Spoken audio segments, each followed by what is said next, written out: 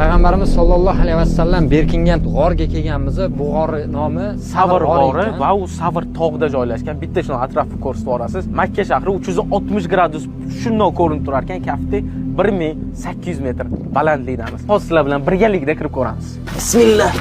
Bismillah. Qaranglar, mana bu yoqlarda ham odamlar yozib ketishgan. Nimalar yozishgan, o'zliklarining ismlarini yozishganmi bilmaymiz, lekin shuni o'tirib, mana shu joyga kirganingizdan shuni sakinat bosadi. Bu joyda nima bo'lgan? Makka mushriklari payg'ambarimiz sollallohu alayhi vasallam va Abu Bakr Siddiqni quvlab kelgan paytlari ular mana shu g'orga kirib berkinishgan. Shunaqa darajaga yetib borganki, ular shuni egilib oyog'ini tagiga qaraganda ko'rib qolish bo'lgan holat bo'lgan. Lekin Allohning fazli marhamati bilan ular topisha olmagan va 3 kun shu joyda jon saqlab, oxir oqibat sog' salomat chiqib ketishgan. Ya Alloh, shu joylarga yetkazganing o'zingga behisob shukr. Odamlar dunyoning har tarafidan shu joyga kelib, ziyorat qilib, namoz o'qib, aylanib, haqlariga duo qilib yana qaytib ketishar ekan. E'tibor bergan bo'lsanglar, tepadagi yozuvlarni bir xilla silab o'pishadi.